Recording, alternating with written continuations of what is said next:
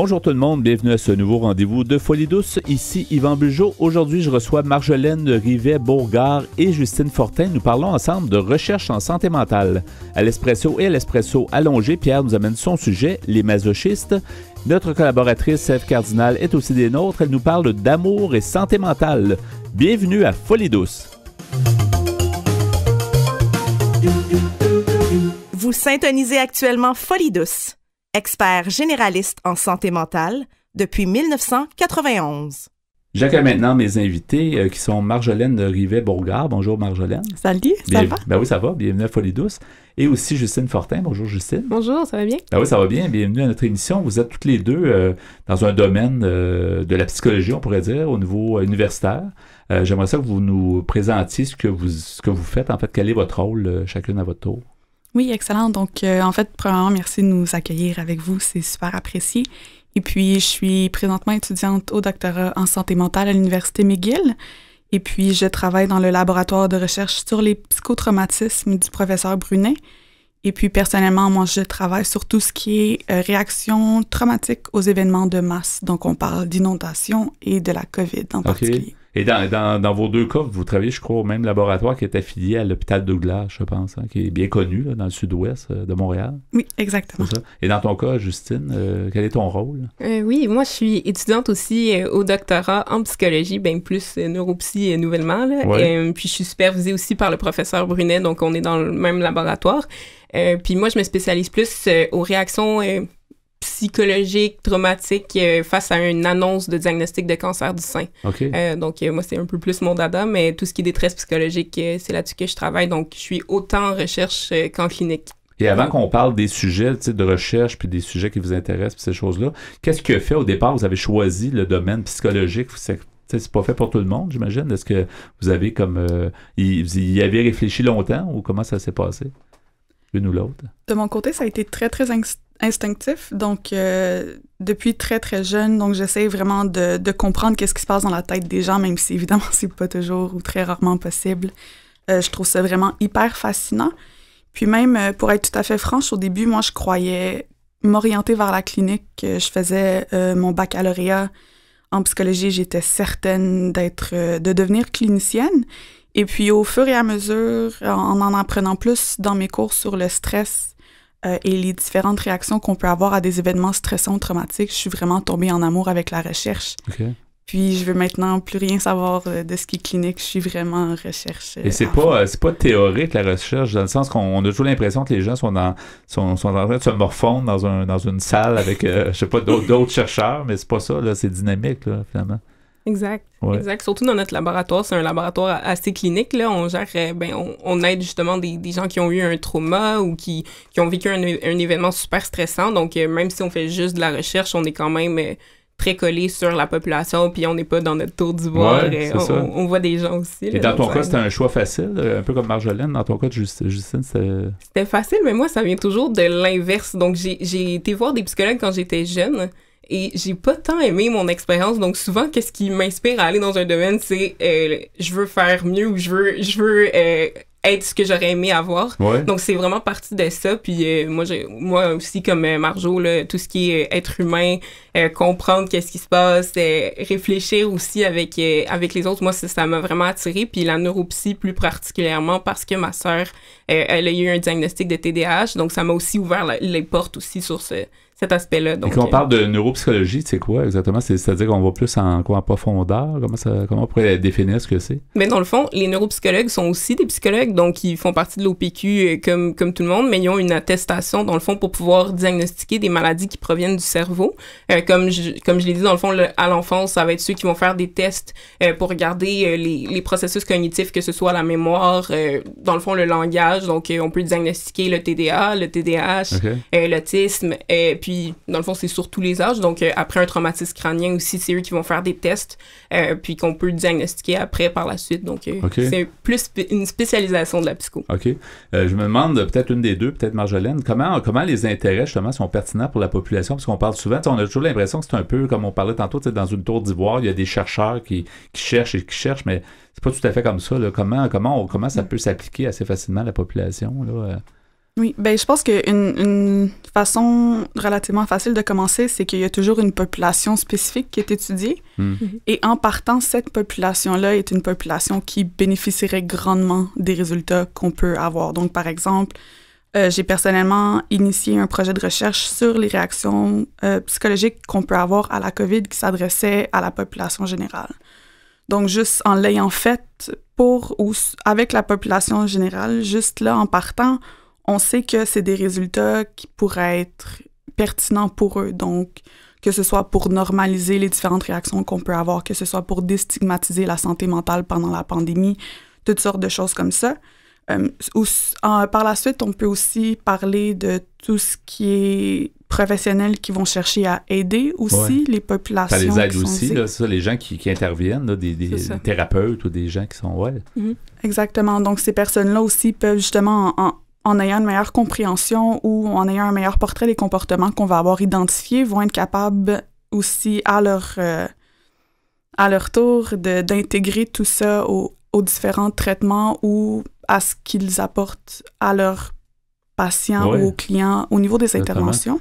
Puis avez-vous des peut-être Justine ou Marjolaine, avez-vous mettons, comment on pourrait dire ça, des objectifs de dire, il faut que la recherche se finisse? Est-ce qu'on parle, est-ce que c'est des objectifs un peu comme marketing ou d'entreprise, ou si vraiment, on peut pas vraiment comme avoir des structures qui vont dire, on doit terminer la recherche telle date, parce que comment ça fonctionne dans les faits, ou si vous avez quand même une latitude au niveau du temps, parce que des fois, ça prend du temps, je trouvais des c'est pas quelque chose qui se décide, c'est pas une vente qu'on fait, là, c'est pas... donc, comment ça se passe? Mais c'est sûr que là, on brainstorm en groupe, là, par exemple, dans notre laboratoire, qu'on a une idée, on va parler avec notre directeur de recherche, par exemple, Alain Brunet, puis on parle de notre idée, on regarde est-ce que c'est faisable, donc est-ce qu'on a une population qui est accessible à un nombre assez élevé qu'on va être capable de voir des résultats, puis les vulgariser ou aller en parler justement à la population cible. Puis c'est sûr que si on a une demande de subvention, souvent les chercheurs, on fonctionne comme ça. Donc, pour financer notre projet, ça coûte de l'argent, autant pour rémunérer les participants qui acceptent de participer à nos projets, autant pour le matériel qu'on a besoin, qu'on fait un traitement. Des fois, on a besoin de médication, des choses comme ça, donc ça coûte vraiment cher. Puis c'est cette subvention-là qui vient ajouter un temps pour réaliser l'étude. Donc, des fois, c'est sur 3 ans, il faut qu'on rentre notre étude sur 3 ans. Parce que même vous, comme chercheur, vous travaillez, là, les gens qui... C'est ça, que ce soit que vous soyez chargé de cours ou étudiant à ce niveau-là, vous êtes rémunéré. Donc, ça prend ça. C'est intéressant. Non, fait que le budget, l'argent définit pas mal. C'est ça. C'est un contrat qu'on fait avec les organismes subventionnaires, puis on leur dit, OK, si vous nous donnez cet argent-là, on est capable, en le temps de 3 ans, 2 ans, 1 an même, d'avoir des résultats qui vont pouvoir aider, puis c'est un peu ça, là, c'est une compétition à ce niveau-là, là, de voir qui va avoir l'argent, quel projet est le plus... prometteur là, pour aider la société. Là. Donc, c'est aussi un gros enjeu. Là. C'est intéressant, mais il faut quand même jouer avec ça. Mais d'une certaine façon, vous avez quand même une certaine latitude dans la mesure que c'est rare qu'on va dire il faut que ça arrive dans 2 mois. Là. C'est pas faisable en 2 mois. Des fois, ça prend plusieurs années. Il faut avoir eu le temps de rencontrer des gens. Exact. C'est un genre de sondage. Là. Je ne dirais pas que c'est un sondage, mais ça nous prend une masse de gens qui vont participer. Donc, automatiquement, ça, effectivement... Oui, puis justement, comme Justine mentionnait, ça dépend vraiment des organismes subventionnaires, mais eux aussi vont présenter une certaine flexibilité. Donc, si on dit « Hey, je m'excuse, mais bon, recrutement, c'est toujours quelque chose qui est un peu plus difficile, typiquement. Donc, on va avoir besoin de 2 mois de plus. » Bien, souvent, ils vont le donner. Donc, il faut juste demander à ce niveau-là. Je pense que vous avez eu l'occasion de faire un podcast, je pense, qui a permis peut-être d'expliquer certaines démarches. Est-ce que vous pouvez nous en parler? Est-ce que j'imagine que c'est toujours disponible si les gens veulent l'écouter? Oui, donc dans le fond, je pourrais laisser Marjo parce que ça part justement de son projet à elle, justement sur la COVID, puis les réactions psychologiques. Donc, je la laisserai lancer un peu, vu que ça vient d'elle. Super. Donc, en fait, c'est ça, comme j'ai mentionné un petit peu plus tôt, donc on a fait un projet de recherche dans notre laboratoire pour essayer de démystifier les différentes réactions qu'on pouvait avoir à la COVID. Puis si notre grosse question, en fait, était est-ce que la COVID est traumatique, oui ou non? Ce qui est quand même une question qui est pertinente puis qui on s'est beaucoup posé ça, là, parce qu'on a toujours l'impression qu'il va y avoir des contre-coups là, suite à ça. Oui, puis dépendamment de la définition qu'on donne à un événement traumatique, mais c'est aussi ouvrir une canne de... Boîte de Pandore, on appelle. Exactement. Ça. On peut découvrir des choses qu'on veut pas, là, nécessairement. Exactement. Donc, ça a vraiment ouvert des enjeux que, OK, maintenant, on a tellement de données entre nos mains, puis on n'a pas vraiment de canaux pour diffuser ça à la population, ou les canaux typiques qu'on connaît auraient été nous-mêmes organiser un café scientifique, chose qui n'était pas nécessairement possible, évidemment, pendant la pandémie. Ouais. Puis, suite à un appel de subvention, justement, des fonds de recherche du Québec, il y avait une opportunité de... Mon Dieu. De diffuser, en fait, c'est ça, de pouvoir diffuser. Puis là, vous avez peut-être trouvé que c'est un canal qui est assez populaire de ce temps-là. Tout le monde en parle, là, des podcasts, c'est ça? C'est arrivé au bon moment. On avait des résultats de recherche. Ils voulaient sensibiliser les jeunes. Puis nous, on avait des résultats pour les jeunes. Ouais. Donc, c'est pour ça quand on a vu ce concours-là, on s'est dit, bon, mais ça va être le canal qu'on va utiliser. Avec ce canal-là qui est plutôt facile à faire, dans le sens que ça prend pas une tonne de choses techniques. C'est assez facile à s'organiser pour... Exact. Ça nous prend un micro ou deux, puis finalement, quelque chose pour enregistrer, puis on peut le diffuser assez facilement, c'est ça? Oui, exactement. C'est une bonne stratégie, finalement, pour... parce que c'est ça, la recherche est peu connue, en général, à part sur le milieu. Fait qu'il faut qu'on trouve une façon de... Il y a des bienfaits, ça, là, juste le savoir qu'il y en a de la recherche, parce que je me demande jusqu'à quel point les gens se disent, ben OK, c'est du monde, tu sais, qu'on sait pas trop ce qui se passe, parce que, justement, il n'y a pas de diffusion. Fait que d'en parler aujourd'hui aussi, ça démystifie la chose aussi. Et puis, honnêtement, ce qui est quand même impressionnant, c'est qu'il y a beaucoup de recherches qui se passent dans le monde, on s'entend. Ouais. Donc, s'il y a une question que vous vous posez en ce moment, dites-vous qu'il y a probablement quelqu'un d'autre dans le domaine de la recherche qui se l'est posé un bonjour. Et il y a de fortes chances qu'il y ait quelque chose de publié là-dessus. C'est un peu comme les inventions, je me dis, parce qu'il y a quelqu'un qui se dit, mais il me semble que je suis tanné, mettons, de me frapper sur le coin de la porte. Ben là, il va essayer de travailler quelque chose qui va empêcher de te frapper sur le coin de la porte. Fait que c'est un peu ça, dans le fond. Il arrive des problématiques, on se dit, ben il faudrait peut-être trouver des solutions, puis là, les recherches partent comme ça. Là. Puis il y en a beaucoup dans le monde, je pense, c'est ça? Hein? Oui, énormément. Est-ce que vous collaborez des fois avec d'autres universités ou d'autres, où vous inspirez, ou peut-être vous inspirez les autres, là? Est-ce que ça arrive?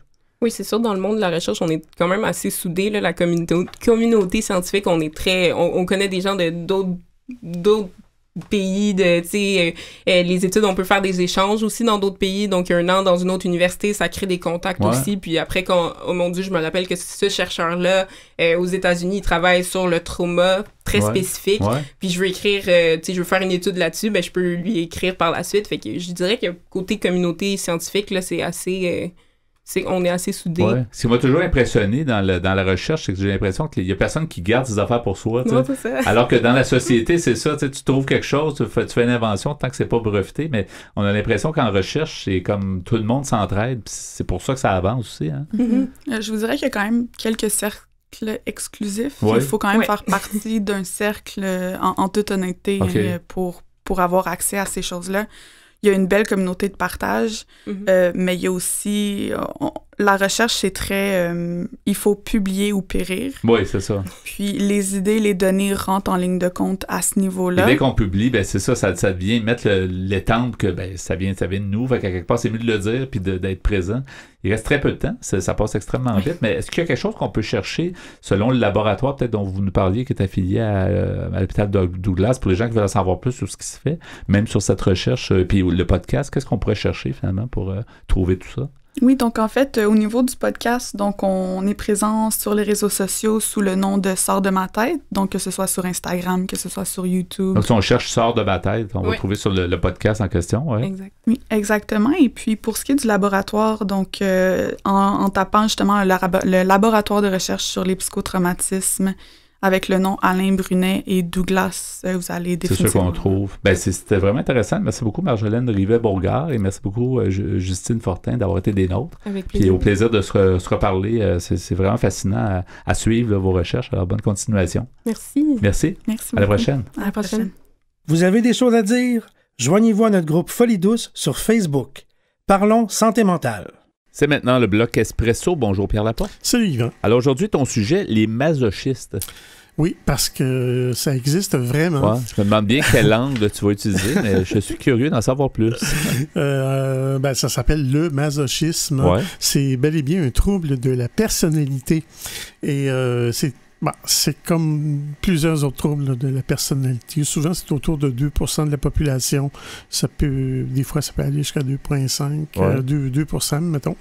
Alors, si je regarde la définition dans Wikipédia, qui est devenu ma source, auparavant, j'avais le Larousse. Ainsi que bien des gens, je pense, c'est assez populaire. Wikipédia, un genre d'encyclopédie qui est toujours en développement, en fait. Exactement, oui. C'est ça. On sait que ça se renouvelle constamment, je pense. Les gens viennent toujours apporter un petit peu des informations supplémentaires. Oui. Alors, ce qu'on dit, c'est que le masochisme est la recherche d'un plaisir dans la douleur. À l'origine, cette recherche est liée à des pratiques à caractère sexuel. Par extension, les conduites masochistes sont le fait de personnes qui recherchent la souffrance et l'humiliation et qui s'y complaisent. Oui, ça existe, ben oui. Et oui. Et par exemple, si on regarde dans le passé, comment on a regardé ce problème-là du côté de la psychiatrie? Si je regarde d'après un article qui s'appelle « Trouble de la personnalité masochiste » ou « autodestructeur », comme on l'appelle aujourd'hui, d'après un article de Mme Chantal Maille, qui est psychologue.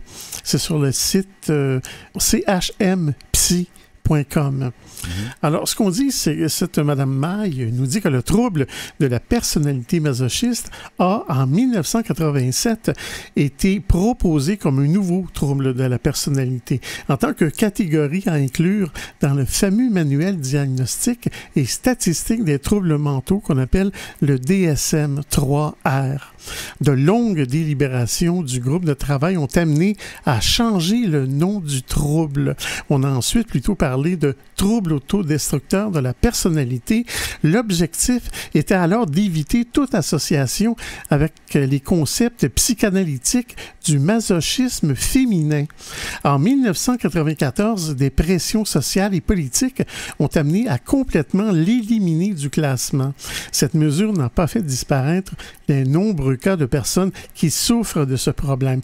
Par le passé, ce qu'on peut deviner, c'est que certains hommes qui faisaient violence à leur compagne ou à leur femme pouvaient, après ça, prétendre en cours que ma femme aimait ça. C'était des pratiques masochistes, effectivement. Oui, ou que ma femme aimait ça. Exactement. Donc, on a rayé ça de la carte. Surtout, je trouve que ça a toujours été un peu négatif, tu sais, d'entendre parler de masochisme. Là, on dirait que ça, tout de suite, tu fais un pas derrière. Là, tu dis, OK, une minute, là, tu sais, ça...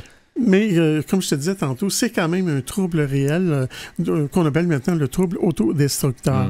Le concept de masochisme trouve son origine dans les descriptions faites au 19e siècle par Krafft Ebing. Cet auteur a en effet décrit le comportement de certaines personnes qui recherchaient le plaisir sexuel en se soumettant à la douleur physique causée par un partenaire dominant.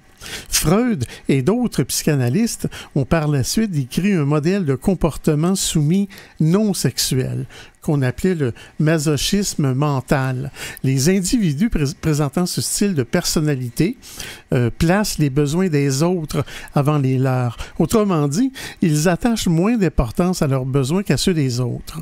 Donner aux autres est ce qui donne un sens à leur vie. Ils en arrivent même à renoncer à des choses personnelles pour faire quelque chose pour quelqu'un. Être satisfaite n'est pas ce que cherchent ces personnes. En effet, diriger leurs efforts pour améliorer la vie des autres les satisfait. Remarque que si je mets mon petite opinion personnelle, c'est pas une mauvaise chose d'être généreux et de vouloir aider les autres. Oui, sauf que peut-être c'est à l'extrême dans ce cas-là, il faut voir. Hein. C'est ça un extrême. On s'oublie complètement et on finit par se détruire. J'imagine, hein. Dans un autre article qui s'appelle « Personnalité masochiste lorsque le problème, c'est moi ». J'ai pris cet article sur le site nospensées.fr, un site français qui n'est pas attribué à un individu ou un autre. C'est un effort d'équipe, comme on voit ça souvent sur Internet. Souvent. Alors, on nous dit... Une personne masochiste pense qu'elle est responsable de tous les problèmes, pas seulement de ceux qui lui arrivent, mais également de tous les problèmes qui n'ont strictement rien à voir avec elle. Vous vous êtes sûrement déjà retrouvé dans une situation où une personne laisse penser qu'un autre est responsable. Toutefois, une personne masochiste se sentirait tout de suite visée, même si elle n'est pas la coupable directe. Étant donné que la personne masochiste se sentira toujours coupable de tout, elle cherchera sans cesse à reconstruire des situations desquelles elle sortira toujours perdante ou blessée. Elle cherchera à se faire du mal, car elle croit qu'elle le mérite, même si ce n'est pas le cas. Ouais. Imagine-toi quelle sorte d'existence tu dois avoir dans un cas comme ça. C'est plutôt c'est assez brûlant émotivement, là, c'est ça, comme on dit. Vous vous demandez peut-être si vous souffrez d'une personnalité masochiste ou si quelqu'un que vous connaissez répond à cette description. Ce qui est sûr, c'est que ce n'est pas facile de les identifier, encore moins s'il s'agit de nous-mêmes.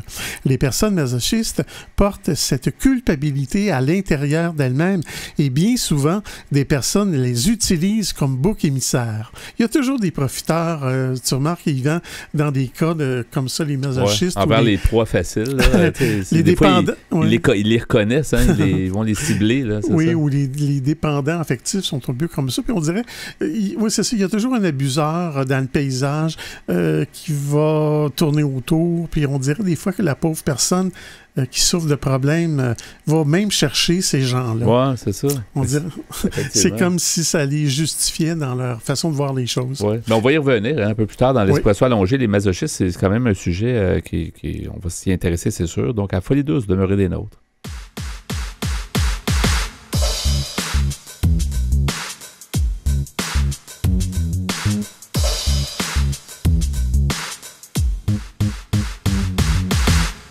À venir dans l'émission, notre collaboratrice Ève Cardinal nous amène sa chronique « Amour et santé mentale ». À l'Espresso allongé, Pierre Laporte poursuit avec son sujet « Les masochistes ». Vous écoutez actuellement Folie douce, pionnier en santé mentale depuis 1991. Folie douce, une communauté, une radio.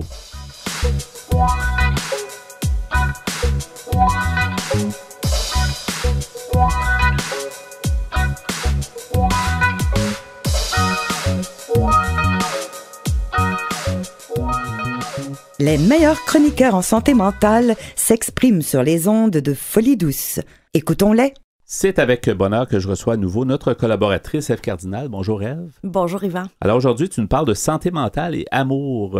L'amour qui est le thème universel pour la majorité des chansons. Je pense que si on fait le décompte de toutes les chansons dans le monde, de toute l'histoire de la musique, je pense que l'amour, ça a toujours été le sujet de prédilection. Mais comment tu peux nous amener ça en rapport avec la santé mentale? Il y a certainement une grosse idée à développer là-dessus. Là. L'amour est gros, l'amour est grand, l'amour rend aveugle. Je t'apprécie aujourd'hui qu'on parle plus des aspects positifs de l'amour. Oui. Hein? Puis ça, on y reviendra peut-être dans des chroniques futures. Là. Oui. Au niveau des fois, ça peut être toxique. Il y a des choses aussi, de la prévention, en fait, des questionnements. Là, aujourd'hui, on parle un petit peu plus des côtés positif de l'amour. OK.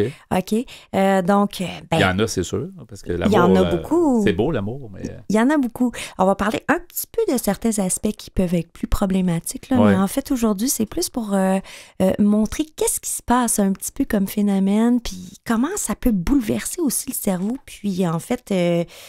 aussi un peu notre boule d'émotion, là, si on veut. Puis en santé mentale, c'est pas rare qu'il y a des gens, justement, soit qui recherchent l'amour, soit qui ont plus de difficultés des fois, sans faire c'est pas toujours le cas, mais ça arrive là, que les gens vont, à cause justement de leurs problématiques, c'est plus difficile à être en amour avec quelqu'un. Puis, Oui, parce qu'on le verra tantôt, l'amour, ça peut générer aussi de l'anxiété, ça peut générer certaines dépendances, ça peut générer un désir aussi, beaucoup d'être aimé, une peur d'être abandonné. Ouais. Mais généralement, l'amour pour la santé mentale, de façon globale, c'est parce que c'est un grand sujet là, que j'aborde aujourd'hui. Il est très vague. Là. C'est grand comme grand comme le monde. Là. J'avoue.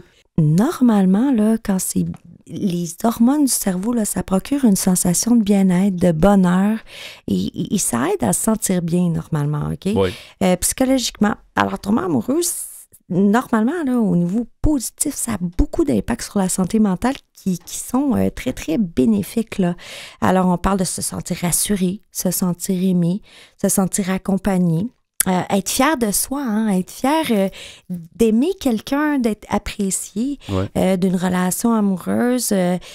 Puis en fait, c'est souvent une sorte d'antidépresseur dans plusieurs cas, si on veut. Puis oui, l'amour peut être poison aussi. Là, ça, comme j'ai dit, là, j'aborde un côté qui est positif aujourd'hui. Puis par contre... il y a aussi l'aspect de la sexualité qui aiderait à réduire le stress. Puis comme j'ai dit aujourd'hui, je ne suis que positive par rapport à l'amour. Quand on s'en verra dans les futures chroniques, là, je vais être en grosse peine d'amour, je vais dire « c'est de la... » OK? Alors voilà. Parce que c'est ça, il y a des gens qui ont peur, des fois, que quand c'est trop beau, ils ont peur que ça, par expérience ou par... observation, ils ont peur que ça s'arrête. C'est ça. Il y a des gens qui deviennent anxieux, à perdre cet amour-là aussi. Là. Bien sûr, parce que il y a toujours le phénomène, on a peur que tout nous tombe sur la tête. Quand on est trop heureux, puis des fois on est un peu anxieux et tout, ce qui se passe, c'est qu'on a peur que ça nous tombe sur la tête parce que c'est trop beau pour être vrai. Il y a plusieurs phénomènes qui expliquent ça là, au niveau amoureux. Il y a des phénomènes neurologiques aussi. Il y a des phénomènes hormonaux qui se passent dans le cerveau qui font en sorte qu'on est sur un nuage et tout. Et qui fait en sorte que ça peut devenir aussi épeurant quand on retombe de ça. Mais j'aimerais revenir avec toi, là, même moi j'ai de la misère à le comprendre. Là, qu'est-ce qui se passe là, au niveau neurologique? Là, on ne parle pas nécessairement de psychologie ou de psychiatrie, mais puis là, je ne suis aucunement neurologue, là, mais ce qui est intéressant, c'est au niveau des hormones qui sont sécrétées dans le cerveau. Il y a une baisse de la sérotonine, OK, normalement, qui est en fait le jugement, OK? Chez un homme, une femme, il y a une baisse de la sérotonine. Tu sais, quand on se dit « je perds la tête quand je tombe en amour », tu as une baisse de jugement. Donc, l'amour en aveugle, c'est tellement vrai. Nécessairement, tu peux te dire « mon Dieu, cette personne-là, j'arrive dans la rue, ça m'aurait rien fait, puis tout à coup, bang! C'est des hormones. Il y en a des phéromones, de l'oxytocine, un peu des ondes, là, à un certain point, les ondes se rencontrent ou c'est sûr. Il y a une connexion, là. Oui, effectivement. Mais ça a un impact sur la santé mentale. C'est un impact qui peut être, comme on l'a dit tantôt, positif ou négatif. C'est très difficile aussi à démêler. Puis en même temps, il y a plein de sentiments qui sont mélangés avec ça parce que tu as la famille, tu as le passé, tu as toutes sortes de choses aussi qui interviennent là, dans ce sentiment amoureux-là, parce qu'il peut en avoir plusieurs sentiments amoureux-là. Oui.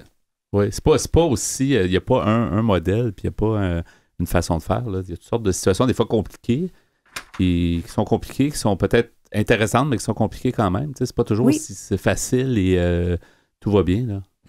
Tu peux tomber en amour, c'est-à-dire, tu sais, on a toujours le cliché, là, bon, excuse-moi, là, les films de filles, là, je vais en parler, mais tu sais, l'amour-passion, le coup de foudre instantané et tout.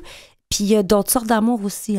Il y a l'amour qui peut être plus amical, romantique, attachement, mais c'est prouvé au niveau aussi de la réduction du stress, de l'anxiété, des dépressions, que plus on a un sentiment qui est proche de stabilité amoureuse avec son conjoint, sa conjointe, de même sexe, whatever, partout dans le monde, plus on a ce sentiment-là, en fait, qui est antidépressif, qui aiderait, en fait, à calmer, pas tous les problèmes de santé mentale ou tout ça, mais qui contribuerait, en fait, à sécréter quand même des hormones dans le corps qui calment, comme aller faire du sport et tout ça.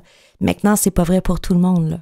Et c'est pas vrai que tout le monde non plus peut rencontrer quelqu'un avec qui il peut avoir une relation intéressante et constructive aussi, là. Non, effectivement. Il y a beaucoup de gens célibataires aussi, on en parle, mais surtout dans les villes, même à Montréal. Il y a beaucoup de monde qui sont seuls, donc c'est pas trop évident, là. C'est un phénomène qui est répandu, c'est un phénomène qui est absolument, comme entre guillemets, normal. C'est surtout dans les grandes villes, les grands espaces et tout.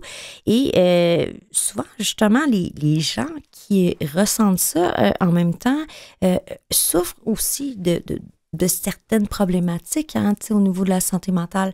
Le déni de soi, la peur d'être seul et tout. Et versus quand on est en couple aussi, on s'oublie. On s'oublie. Ça ne veut pas dire parce que ça fait on est en couple, on a des enfants et tout, que l'on ne s'oublie pas. Non, absolument. Il y a beaucoup de facteurs de stress dans les couples, que on est ensemble depuis plusieurs années, on est dans un schéma, on est dans un moule et on a peur de changer. Et ça amène à énormément d'anxiété aussi chez les gens. Puis c'est la peur aussi de laisser tout ça puis de se retrouver avec pas rien, parce qu'on n'est jamais devant rien devant ça, mais ça peut être insécurisant pour certains. Tout à fait. Puis ça, c'est très important là, au niveau de la santé mentale. Mais là, je ne rentrerai pas dans les relations conjugales, mais effectivement... C'est un autre Puis je suis vraiment pas spécialiste là-dedans, si tu savais. C'est un autre sujet. Voilà. Mais comme on l'a dit avant, l'amour, c'est tellement un vaste sujet, mais c'est un sujet intéressant quand même, parce que, écoute, c'est la base, là, l'amour. C'est... Ben l'amour, je sais pas pourquoi j'ai choisi ce sujet-là. L'amour, c'est pas juste l'amour de couple, dans le fond. Ben oui, il y a l'amour romantique, l'attachement, il y a le désir, il y a l'implication, le sentiment amoureux à long terme, puis il y a le coup de foudre, tu sais. Mm-hmm. Et les gens ont souvent tendance à dire « Wow! » Tu sais, c'est tout nouveau, c'est tout beau. Puis en fait, c'est et neurologique et psychologique. C'est ça qui est intéressant de voir. Puis la descente peut être assez rough, entre guillemets. Là, quand, c'est ça. Peut être presque aussi intense dans l'autre sens. Quand tu montes le Kilimanjaro, là, faut que tu le descendes, c'est ça, oui. Voilà. Ça peut descendre vite. Oui. Est-ce que, qu'est-ce que tu en penses? C'est quoi les impacts du sentiment amoureux sur la santé mentale? Définitivement. On l'a dit, là, non, mais définitivement, je pense qu'il y a beaucoup de dépression aussi, puis il y a beaucoup de mal-être, tu sais, qui se vit.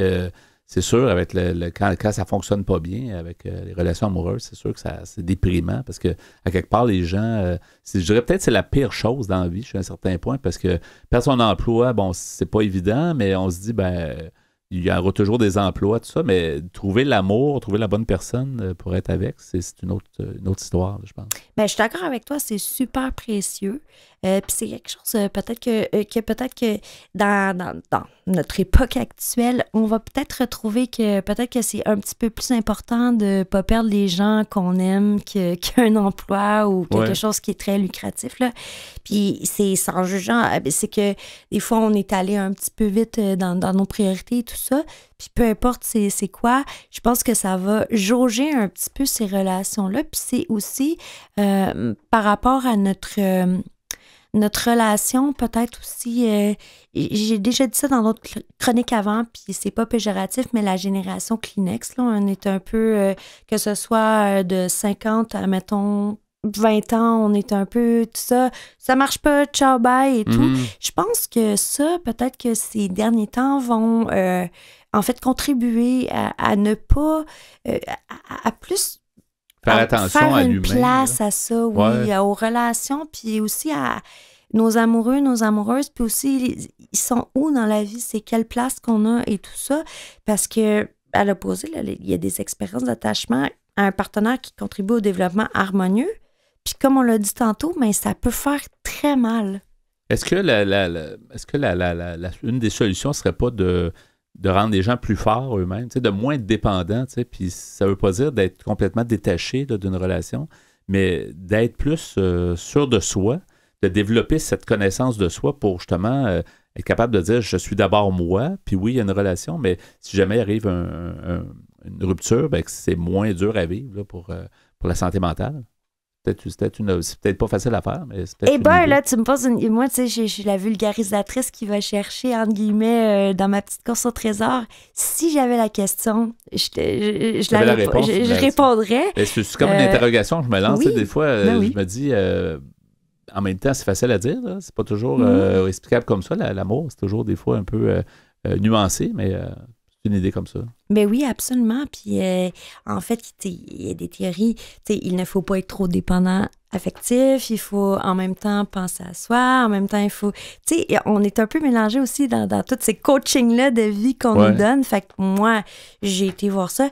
Mais en fait, oui, c'est un questionnement à se poser. Puis c'est de voir aussi comment on se positionne là-dedans. Oui, exactement. Mais ce qui est important à savoir, par contre, c'est que tout comme, le phénomène de la santé à tout prix, là, on entend tout ça, là, je veux bien manger, je veux ci, je veux ça, je veux ci, je veux ça. Ben, il y a beaucoup de phénomènes aussi que les gens veulent contrôler leur relation amoureuse. Hein? Et alors que c'est absolument incontrôlable, normalement. Mm-hmm. C'est quelque chose aussi qui est très émotif. Je veux dire, on peut pas non plus contrôler toute sa vie, sa relation, step by step. Donc ça, je pense que c'est un apprentissage j'ai lu ça dans les lectures, c'est important à faire. Et comme tu dis, on a ce contrôle que soi, mais on ne peut pas aussi toujours contrôler l'autre personne, oui. Même ses enfants, même, c'est ça. C'est exactement. Il reste quelques secondes, une trentaine de secondes. Ève, je pense qu'il y a des références, peut-être? Alors, je te suggérerais, en fait, le medfemmontréal.ca. Oui. Medfem, c'est quoi? Medfem, en fait, c'est particulièrement aussi pour les adolescents. Okay. Pour gérer les relations amoureuses et tout, je pense que c'est important qu'on en parle. Il y a toujours alpabem.qc.ca. Oui. OK, au niveau aussi des ressources, pas juste en santé mentale, mais tu sais, au niveau relationnel et tout. Oui. Et le www.chusj.org, qui encore une fois traite aussi, tu sais, comment, c'est pas des conseils psychopop, en guillemets, mais c'est plus comment gérer aussi en temps actuel, là, comment on peut voir là, les relations de couple. Puis en fait, là, j'ai pas été voir tous les répertoires de sexologie. Désolée. on va s'y mettre. On s'en reparlera, là. Merci beaucoup, Ève. Donc, cette chronique Amour et santé mentale. Salut! Merci. Bye. La santé mentale, c'est fondamental. Vous êtes au bon endroit à Folie Douce. Nous poursuivons au micro avec l'espresso allongé et le sujet entamé plus tôt, les masochistes, Pierre. Exactement. Et on parle pas de toi puis moi. J'espère, en tout cas. On parle jamais de notre vie privée. Non, on parle jamais de notre vie privée, on se garde une petite gêne. Oui. Alors, remarque que c'est moins drôle pour ceux qui en souffrent, cependant. Alors, je vais continuer ma lecture de cet article que j'ai trouvé sur Internet qui s'appelle « Personnalité masochiste ». Lorsque le problème, c'est moi. J'ai trouvé cet article sur le site nospensées.fr. Alors, on nous dit quelles caractéristiques présentent les personnes dotées d'une personnalité masochiste. Il y en a 7. Premièrement, elles se rendent responsables de tout. Elles pensent sans cesse que c'est de leur faute et qu'elles méritent d'être punies. Deuxièmement, lorsqu'elles sont à 2 doigts de réussir quelque chose, elles s'auto-sabotent pour que tout tourne de travers. Ouais. Troisièmement, au lieu de profiter des situations agréables et de se réjouir, elles font preuve de mépris. Quatrièmement, elles construisent leur malheur en cherchant à adopter le rôle de victime. Cinquièmement, elles se sacrifient pour se sentir utiles. Sixièmement, elles sont faussement humbles et possèdent des traits narcissiques. Et septième et dernier point, elles vivent dans la peur que tout finira tragiquement. Les personnes masochistes vivent constamment dans la peur, l'insécurité et sont très dépendantes des autres, dans le sens où elles ont besoin que quelqu'un soit témoin de leur sacrifice. C'est pas drôle. C'est pas quelque chose qui est privé. Faut qu'il y ait un témoin, comme tu dis. En réalité, ces personnes croient qu'elles doivent vivre leur vie comme un martyr. Elles se sont mises dans la tête qu'elles doivent se soumettre aux autres et qu'en se sacrifiant, le bonheur frappera à leur porte dès le lendemain. Mais ils ne se pointent jamais le bout du nez. Le manque d'égoïsme fait de ces êtres des personnes qui manquent incroyablement de confiance en elles, cherchant ainsi la souffrance, la douleur et la culpabilité pour se sentir bien. Au fond, elles veulent se sentir bien, c'est la seule façon qu'elles ont de s'y rendre. Oui, certains pourraient dire que c'est tordu, puis c'est un peu un drôle de chemin pour y aller, mais c'est peut-être une problématique qu'elles n'ont pas trop le choix peut-être. C'est ça, ils n'ont pas le contrôle. Ils doivent conjuguer avec ça. Ils n'ont pas le contrôle. Ouais. Si vous savez que vous avez une personnalité masochiste, le moment est venu de vous demander si vous êtes vraiment heureux en vivant ainsi. Il est vrai qu'aider les autres nous permet de nous sentir bien et nous offre un sentiment de satisfaction, mais pas de là à vous rendre coupable de tout et à vous autoriser à souffrir pour que les autres soient heureux, pendant que vous n'êtes pas heureux. Un jour, vous vous sentirez prisonnier d'un puits si profond que vous n'arriverez plus à en sortir. Malgré tous vos efforts, vous resterez bloqué au fond. Personne ne pensera à vous et vous continuerez à vous faire du mal tout seul. Pendant que vous passez votre temps à masquer votre souffrance, les autres se serviront de cette faiblesse pour vous faire souffrir encore plus. Si vous ne faites pas d'efforts pour être heureux et vous sentir bien, personne ne le fera à votre place. Ouais. Ça, je suis bien d'accord avec ça. Vous devez vous occuper de vous. Vous ne serez jamais heureux en jouant les martyrs. Pensez à vous, ne serait-ce qu'un instant. Il n'y a rien de mal à ça. De plus, vous ouvrirez enfin les yeux devant cette fausse réalité que vous vous êtes créée. Vous n'êtes pas une mauvaise personne, loin de là. Si vous souffrez, si vous êtes soumis et si vous donnez tout, comment pouvez-vous vous sentir coupable? Libérez-vous de ce sentiment de culpabilité qui vous ronge au plus profond de vous-même. Vous êtes le seul responsable de cette souffrance parce que vous l'autorisez. Nous cherchons tous le bonheur, même vous. Il est certain que nous connaissons tous des situations qui nous font souffrir, mais ce n'est pas un credo qui doit nous accompagner jour après jour. Faites preuve d'égoïsme de temps en temps. Pensez à vous d'abord et soyez sûr de vous. Comme quoi, Yvan, l'égoïsme, c'est pas nécessairement mauvais. Non, un bon égoïsme bien placé, là, avec parcimonie, il ne faut pas quand même exagérer. Mais c'est vrai qu'effectivement... Ça en prend une petite dose. Faut des fois penser à soi, tu sais, mais c'est un grand mot, l'égoïsme. C'est vaste. Le fond, c'est de penser à soi puis de ne pas s'oublier, c'était ça, là. Finalement, on nous dit ne vous rendez plus coupable de tout, ne pensez plus que vous êtes une mauvaise personne parce que vous ne donnez pas tout aux autres. Vous méritez mieux. Vous devez penser à vous. Personne n'a le droit de profiter de votre personnalité pour vous faire du mal. Vous êtes sur Terre pour être heureux, non pas souffrir continuellement sans raison.